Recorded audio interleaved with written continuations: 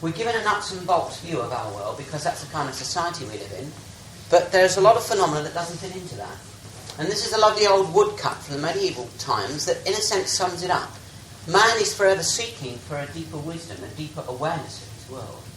If you like, trying to push your head through to see the cogs and the workings of the universe. Well, in a sense, ghosts may be a kind of a cosmic carrot, as somebody once said, rather the same as UFOs. They maybe make us think about our universe in a totally different way. Okay. Now, a lot of ghost stories are obviously fabricated by landowners who want to keep people off their property, smugglers who wanted to keep people away from their old tracks in the old days. And so, okay, a lot of ghosts can be put down to hearsay, gossip, frightening tales. But a lot of ghosts can't, because we've moved into a whole new realm of awareness into what people now call the paranormal, unusual phenomena that doesn't fit into our present state of awareness. You could argue that maybe we're dealing with 21st century awareness here, that people in 100 or so years' time will look at the ghosts and say, to think at one time they didn't really know what that was.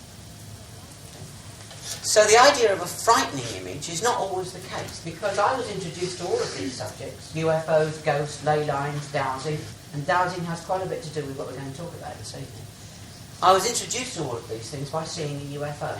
The interesting thing about it was, with all these burning droplets falling away underneath, it was stationary in quite a windy and cloudy sky, hovering directly over a church. This was at Ellingham, 2 miles north of Ringwood. Well, I was a completely nuts and bolts individual at that point. I wasn't really into anything remotely esoteric or ghostly or haunting and so forth. Okay, I'd read stories and people had talked about seeing things, but you don't believe anything, do you, until you actually see something yourself. And you think, wow, maybe there's something in my universe that I haven't been told about yet. So that was the kind of awareness that I was sort of shoved into. It turned out to be a place called All Saints, St Mary's and All Saints Church at Ellingham, 2 miles north of Ringwood. And this was where my little green light was hovering over. And when I started to investigate the local area, I discovered that this was a haunted church.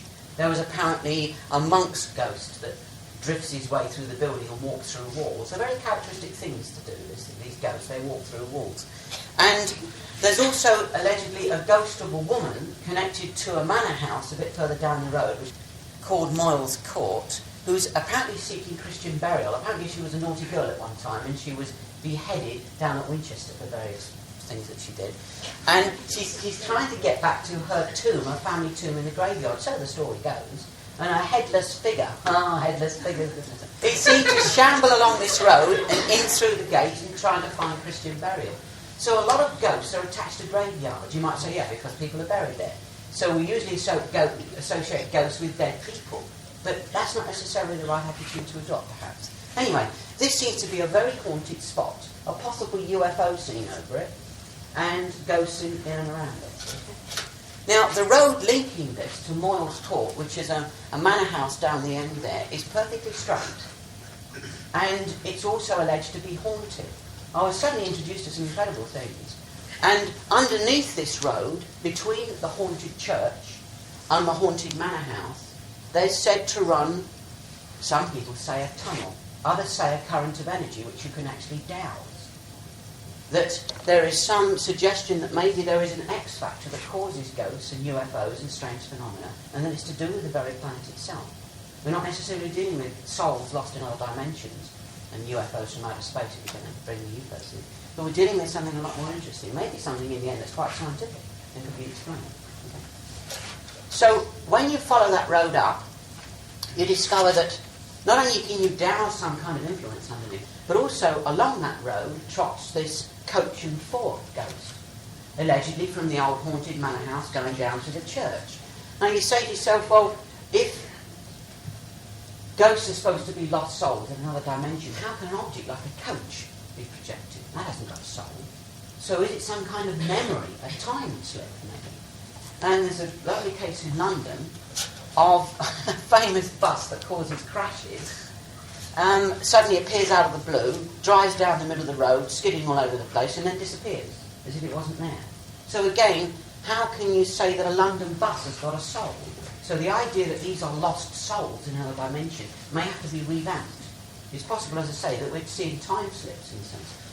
When we get to Moyles Court, there was a slight diversion, folks, to London, but when we go down this straight road from Ellingham Church, the place I saw the ghost, or the UFO over, down to Moyles Court, we find that this, which is now a private school, is also haunted. There's at least two instances in there of a white ghostly figure seen moving from room to room, and also a set of sounds like rustling clothes, smell of old musty old clothes and things like that. Not actually anything seen, but something heard. That moves more into what we'll touch upon in a minute about the poltergeist, if you like, a kind of idea of a mischievous spirit rather than actually a thing seen. You see all these ideas that have been put to them, spirits, mischievous spirits, not souls.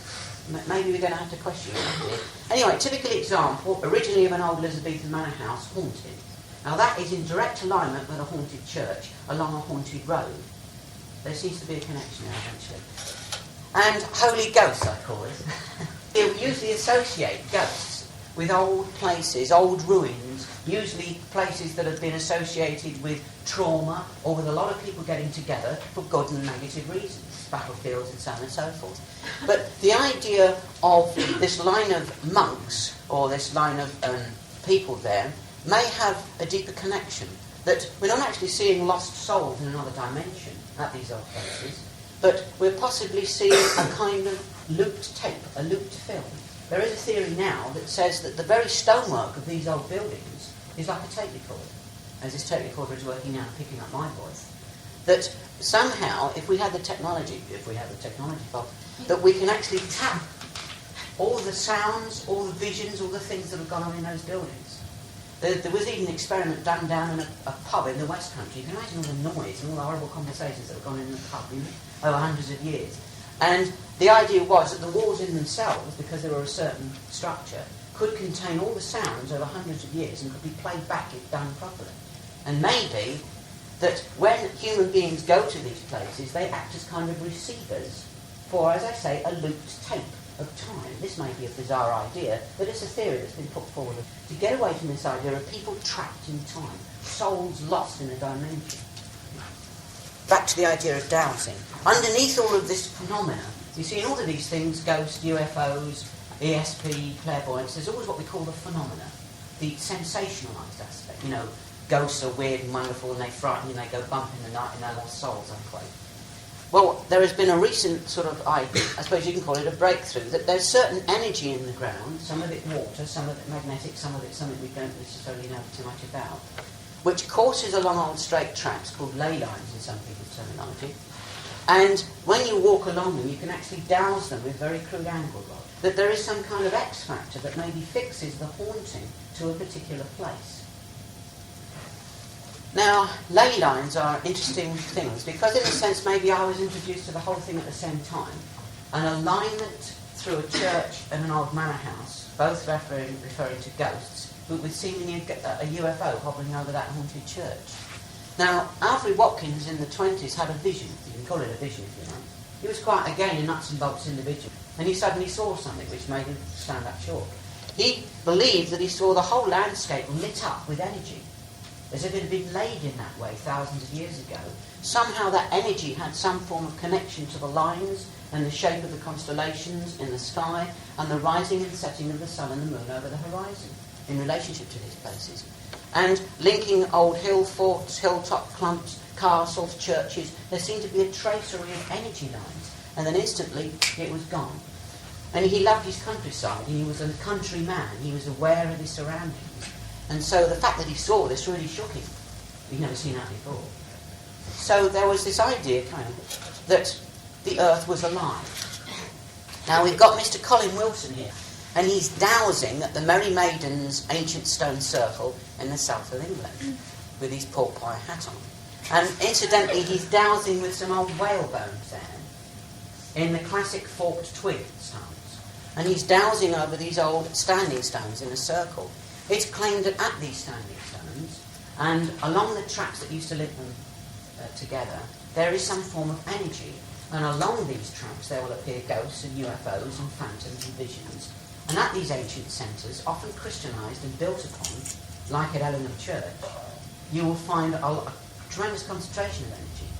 Now you may think this is all gobbledygook, but there's been some very interesting research in recent years. Okay? especially at the Rollright Stones up in Oxfordshire. There was what they called the Dragon Project. And they put forward the idea that if they spent enough time monitoring these places with electronic equipment, with dowsers and with sensitives and various people, maybe you could start coming up with some answers. Were they really charged with energy? If it was energy, what kind of energy is it?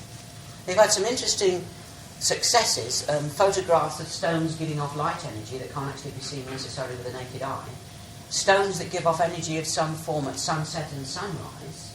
Maybe the idea of Stonehenge and the sacred stones and the healing stones is not far off.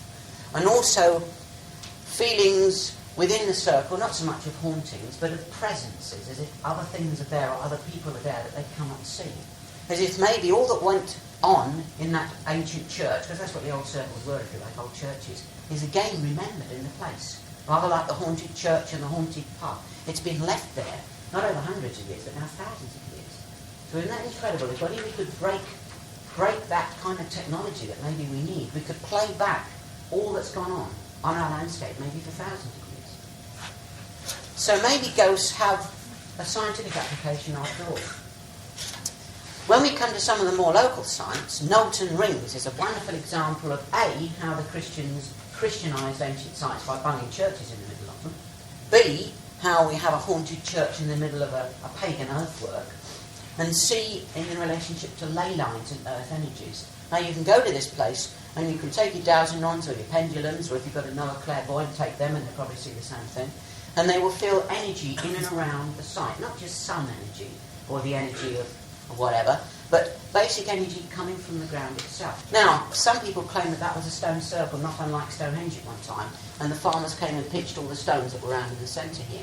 Eventually the Christians came along, and to get rid of the pagan religion, they built their church right in the middle, which is now haunted. Just up the road from there, and in fact, invisible connection, because you can stand on the side of Knowlton Rings Church and see Badbury from there, is yet another huge haunted earthwork, and a very important one, Badbury Rings. Because there's a lot of history involved with this one. It goes back to at least 3000 BC in its original form. And the interesting thing about it is it's haunted. Allegedly by some kind of guardian. Some people say it's a raggedy old chap from the Stone Age, some people say it's a Roman ghost, and some people say it's somebody who comes and taps on their car doors when they're out there doing naughty things. Whatever it is, there's something there which is very strange. And it's been seen on numerous occasions by numerous people.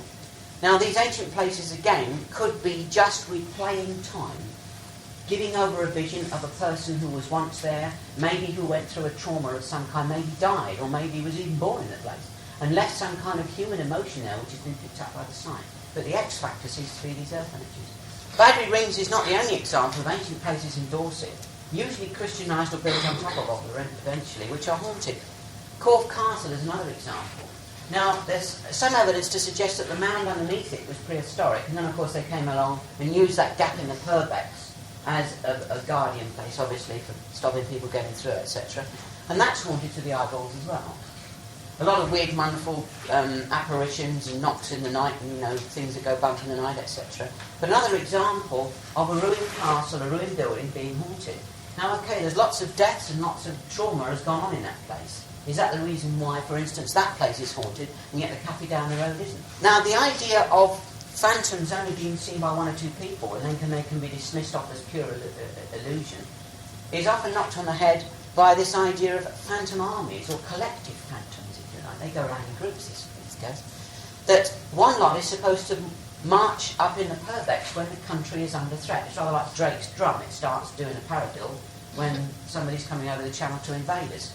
There's this idea that there's a ghost army, a sort of trapping time again of maybe people fighting, or maybe people getting together to go on the crusades or whatever, up in the Purbex. Some people say it's a line of Roman soldiers. Some people say it's later than that. Some people say it's earlier than that. But it's been heard and it's been seen up and around, especially Flowers Barrow on the Purbex there. And so these apparitions of collective people. People have gone to Auschwitz and Belsen and said that they feel terrible there anyway. Maybe they just know because there were terrible things done at the places. And birds won't visit the sites. And that they feel that they're haunted. So maybe places where terrible traumas have gone on are literally haunted by all the horrible things that have gone on there. But there again, you see, you can get happy ghosts, so it's not always negative. Now, moving to some interesting haunted sites, because I know you like ghost stories. Christchurch Priory. There was a poor old workman there in the 20s. He was going up into what they now call St Michael's Loft, which is now used as a museum. It used to be a grammar school at one time. He was going up the stairs to do some renovation work, about 1925 this was, and he met what he described as an amorphous form, which pushed him back against the wall. And it wasn't his foreman getting at him because he wasn't doing any work. It was what he described just as a great big blob of grey matter, which was solid and yet it wasn't solid. And it pushed him back against the wall as if it didn't want him to be there, and then it moved away. Eventually that got kind of put into the form of the grey monk. But if you could have interviewed the guy in 1925, he said he wasn't a monk at all, it was just a form, an image, an energy force or whatever. It just pushed me back against the wall.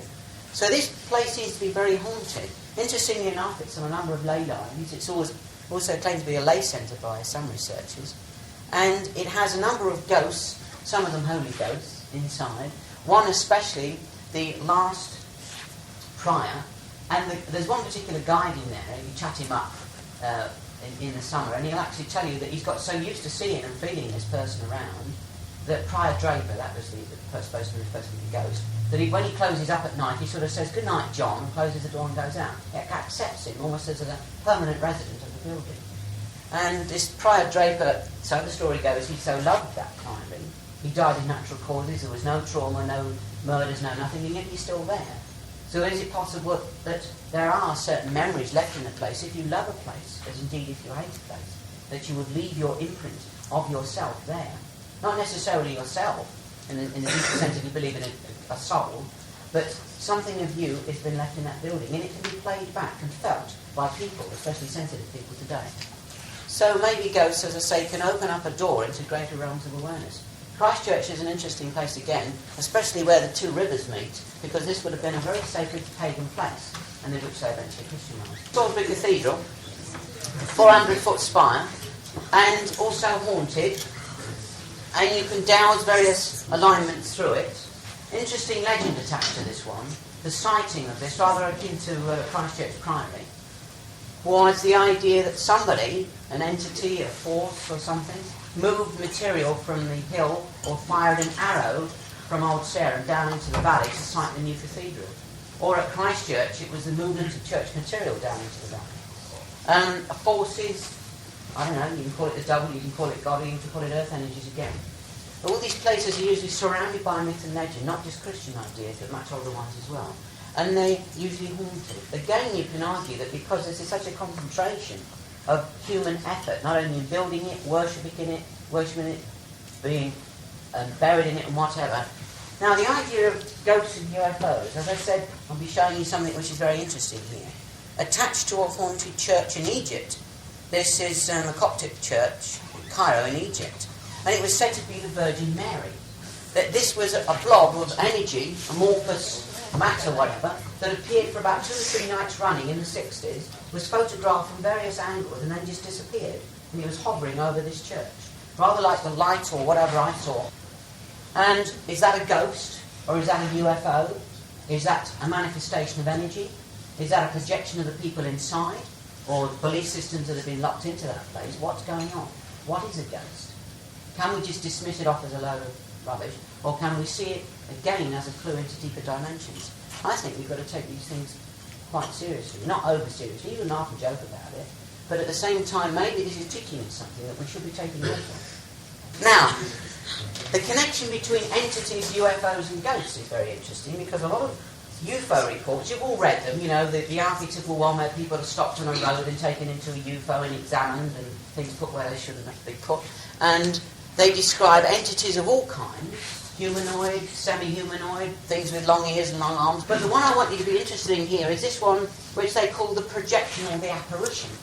Now, there are a number of these in the case books of ufology, or flying sorcery as some people call it, that a number of occurrences where entities have appeared, especially in bedrooms. Why on earth they appear in bedrooms, I don't know, but they suddenly manifest in a bedroom and drown on about the Intergalactic Federation and joining this, that and the other, and then disappear again.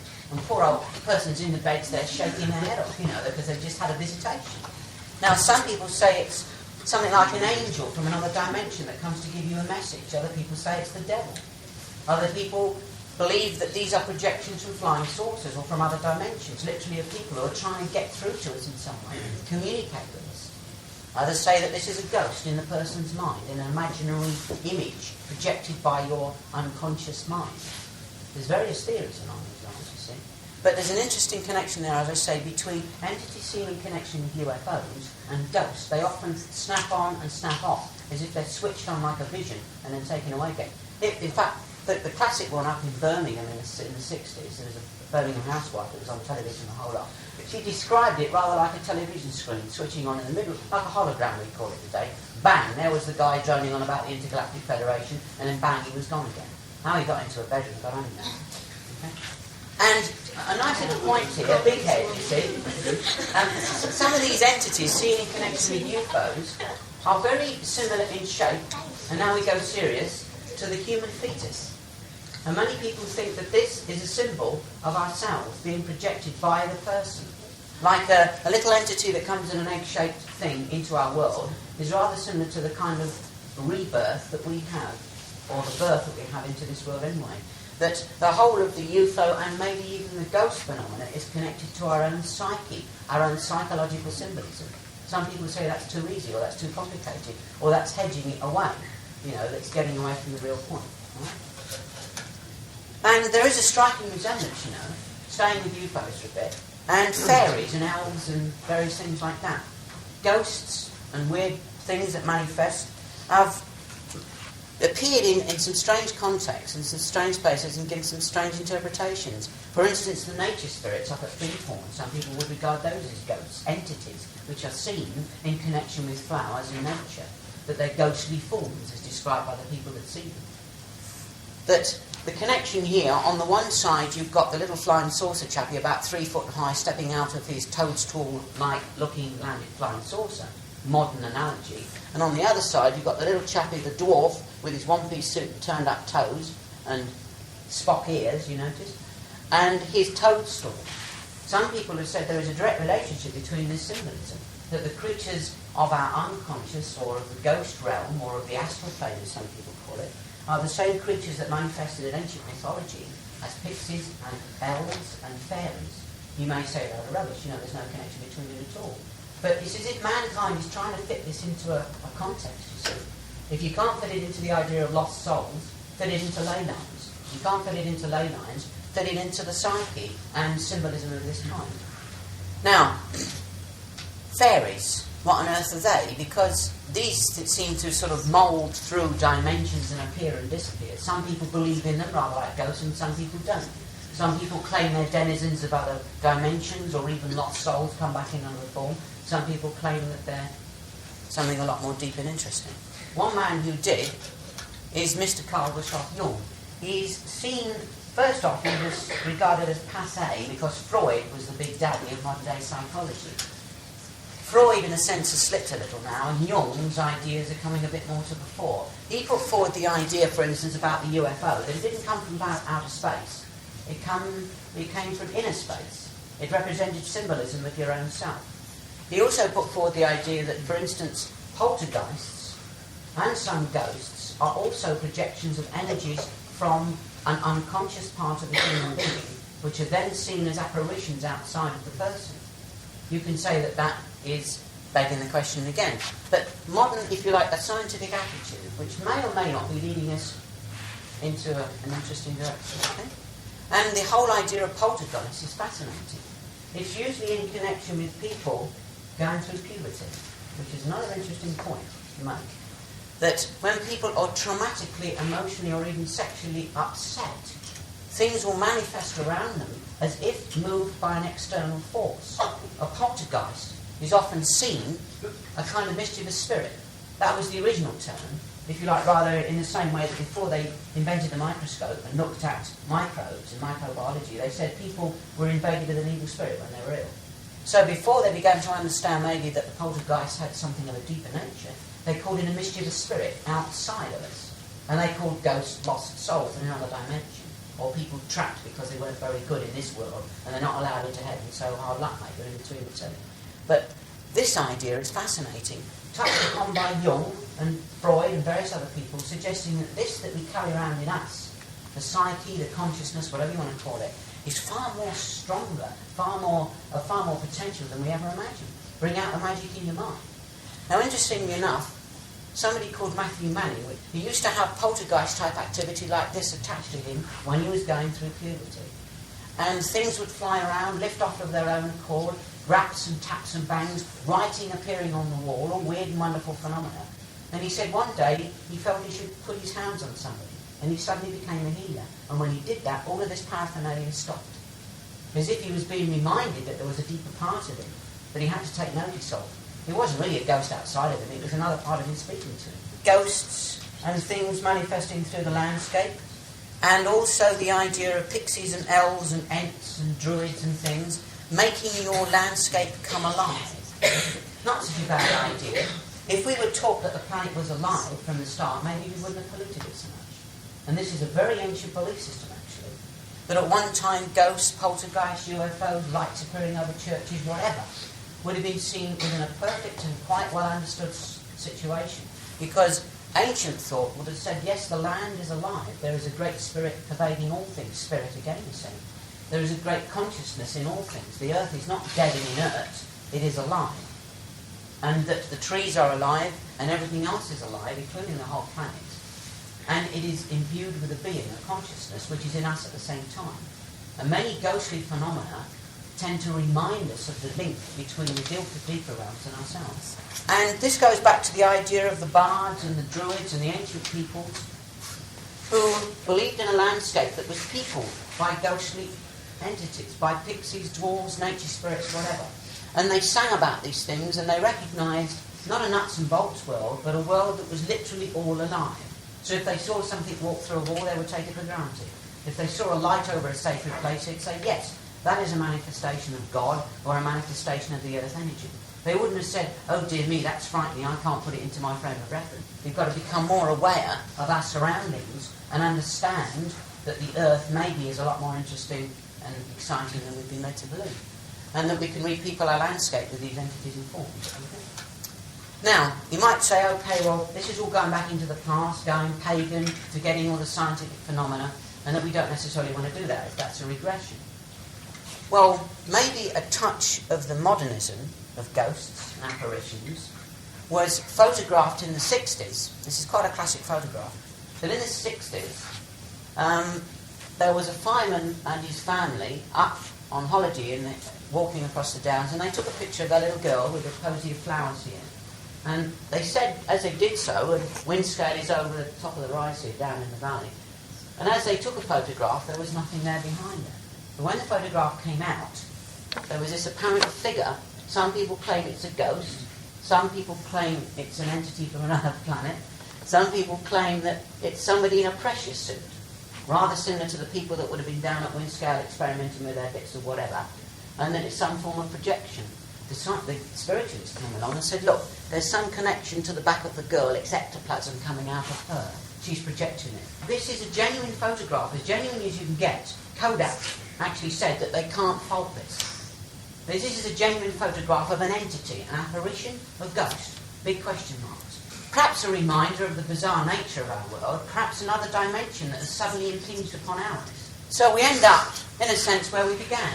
Back to square one. Back to ourselves.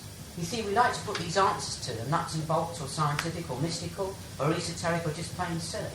But at the base of it all is number one. There's this lovely image from the end of the film 2001 Space Odyssey. Man goes right to the edge of his known universe to find the answers of things, and has to come right back to number one again. So maybe we're at the beginning of a wonderful new age, in a sense, that technology and consciousness is growing about ourselves, right here on Earth. And that one day ghosts and all these things will be quite understood, and we'll be the Victorians of their era.